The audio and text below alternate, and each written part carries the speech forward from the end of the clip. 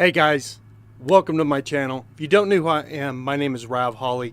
I started this channel a little over a year ago about my RV after I got my RV, and then I went on hiatus and there hasn't been a new video uploaded this channel for almost a year. But the big news for me is going full-time RV. I'm actually moving out of my house right now and moving into my RV Berta, my 1982 Dodge camper van. A lot has changed in my life. A lot has changed since the very first videos I uploaded, so I'm going to fill you guys in, so stay tuned.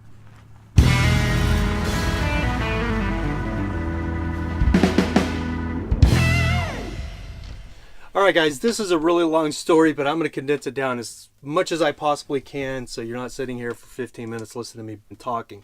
Yes, I'm moving into my RV, I'm moving out of my house, I'm becoming a full-time RVer. A lot has changed in my life since I very first started this channel, as you can probably see. Broke up with my girlfriend Casey, who was with me at the beginning of this channel. And let me take you back a little bit. And when I very first purchased Bertha, my 82 Dodge vintage camper van, I was working on a show in LA called American Crime Story, The People vs. O.J. Simpson, as a set production assistant, which is something I do, I freelance. And I was driving 130 miles one way from Joshua Tree to LA to work, and then I was staying at hotels, which was chewing up half the money I was making every day. So I got this brainstorming. I'd been watching Nomadic Fanatic and some of the other big YouTube RVers, Just Incredible, Chris and G Travels. There was another guy named Happily Houseless, Mark, at that time. And I was really a big fan of what they were doing. And I was really watching Mark because he was moving out of his house into an RV, selling his house and doing that whole process, plus remodeling his house. So that really gave me an eye into what I could do. But I was so settled in here that it just never came to fruition. After I worked in LA for 3 months and stayed in Bertha, right down the street from the Fox Lot Studios on Pico in LA, I found a place over there where there was no restricted parking and there were other RVs there that was literally just like a mile away from my work. So I would walk or I would ride my bike every morning to the lot. But I was lucky enough that when I was working on that show, I was able to stay there the entire time, the 3 months. So I was urban camping the whole time and then just going to work every day, with this idea that when this show wrapped, because we were working, if you don't know, in TV and film industry, you work 10 hours minimum, usually 10, 12, 14-hour days. So all I was doing is going to sleep, coming to Bertha, going to sleep, getting up and going to work, coming back, going to sleep, getting up, going to work.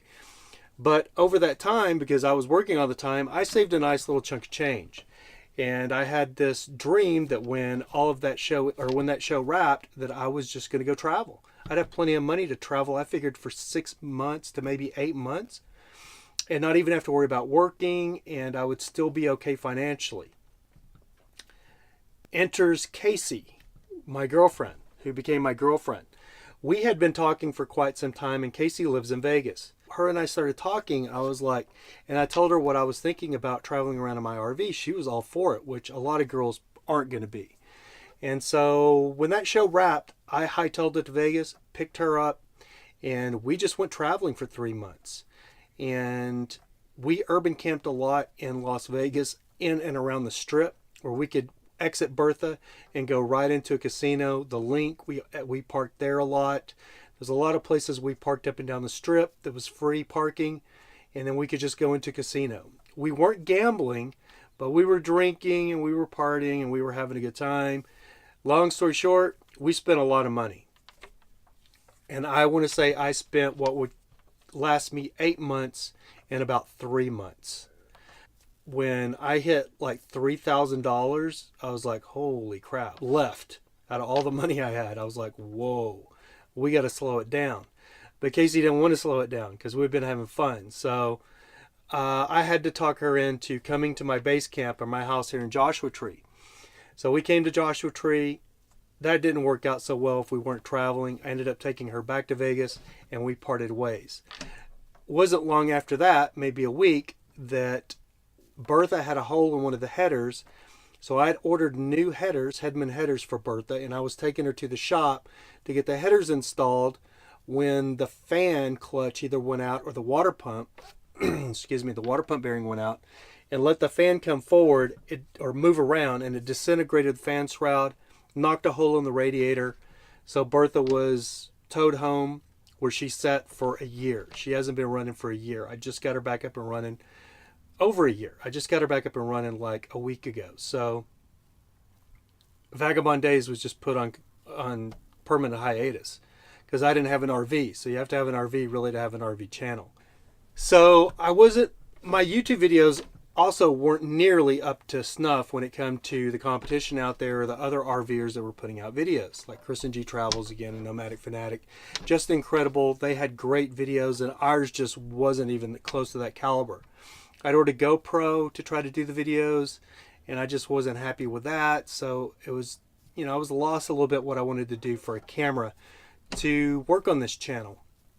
So during that hiatus, I went back over to my personal channel, which is Rav Holly, and I really started working on my editing skills and really working that channel. It's never been that successful, but it gave me a good idea of how to put these videos together and produce them. So now, a year and a half later, Bertha's fixed, and I'm moving out of my house. But the beginning of the year, let me go back to January, I really started thinking about being a full-time RVer. After I had Bertha and I stayed in her for a month, 3 months while working on the TV show, I was like, I could do this forever. So I really had thought about it, but I had a house. I was very comfortable in my house, and I have a lot of stuff. So I didn't move out, stayed in my house. But 60 days ago, I got a notice on the door saying I had to vacate in 60 days. It wasn't because I didn't pay rent. It's because all the hipsters and the cool kids are moving out here from LA and buying up all the property. The property value skyrocketed, so the owners have decided to sell. So I spent 60 days looking for a new house, and I looked at several houses, never found anything I was completely satisfied with. And as that 60-day window got closer and closer to closing, I just kept saying, well, Bertha's my option. I could move into Bertha. If nothing else, I can move into Bertha. Well, I'm moving into Bertha because I didn't find a house I wanted, and no time is like the present. So that's what I'm doing. I'm moving into Bertha.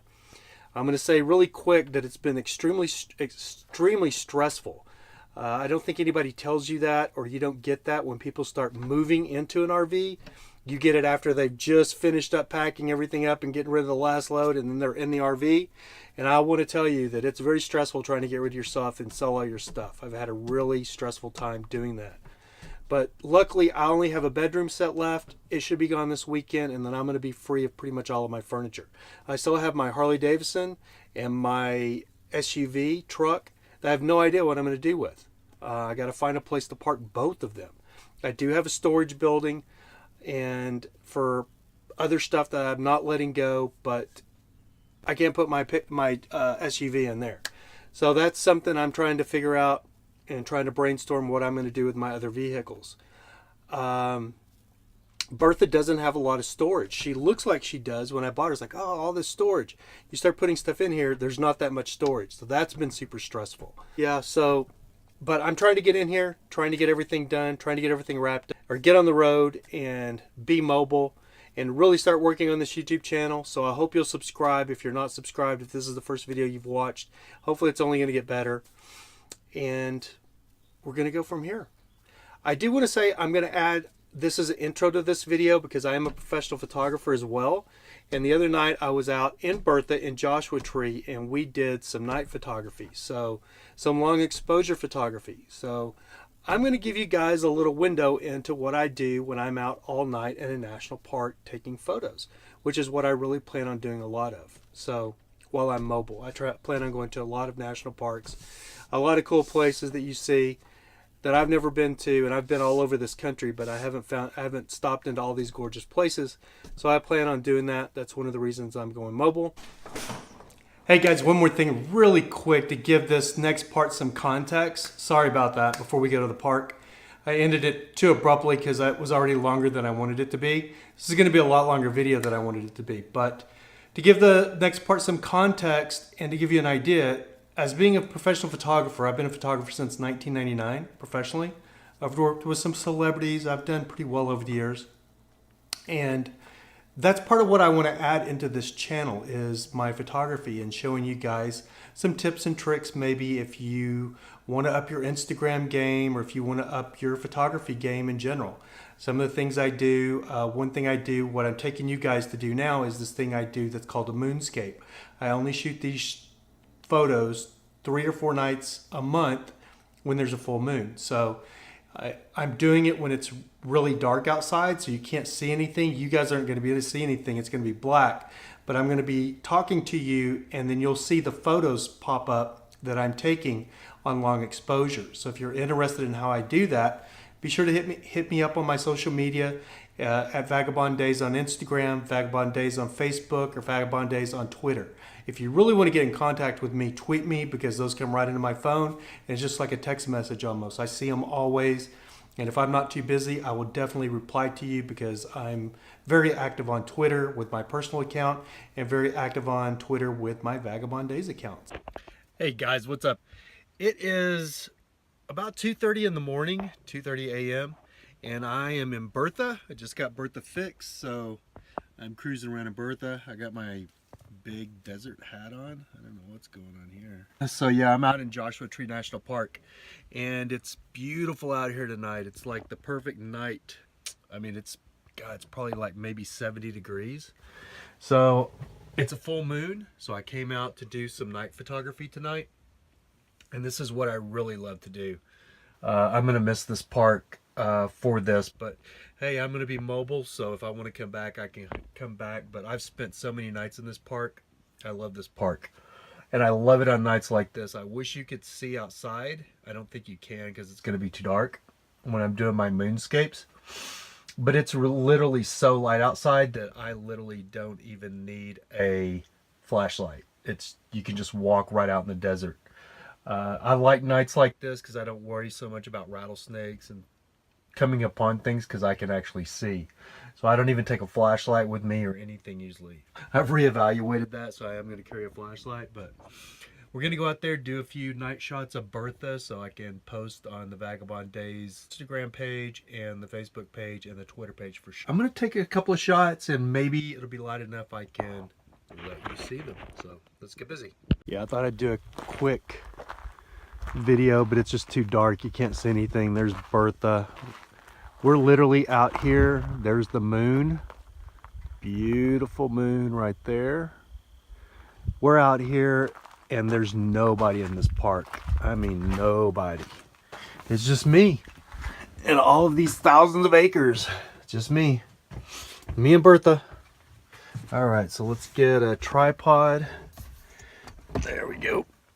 We gotta have that. That's going with us. And we're gonna need a camera. There's our camera, it's all set up. We got the settings right. And what I'm gonna do is shine my light out there because the camera will be able to see it. And I don't know if you can see anything. You can see a little bit. But I'm gonna shine my light on Bertha right there, and then that'll let me get focus. And it's usually what I use. This is not the flashlight I usually use because it doesn't have like a focus beam on it. It's just a wide beam. But usually I use a focus beam flashlight to try to find a focal point so I can get in the dark. I'll know exactly where my focus is if I'm actually shooting at something. So anyway, we're gonna take a couple of shots, see what happens. All right, guys, you can't really see and I can't turn any lights on because we're exposing a photo right now, and it's a 30-second exposure, so it means it's going to take a half a minute, and it was probably maybe 10 seconds. Oh, there we go. Boom. And there's our image. And it's dark, but it came out. Let's see what it looks like. It looks pretty good. I like it. A little bit more mountain, I think, but and there's not enough Joshua trees from what I wanted.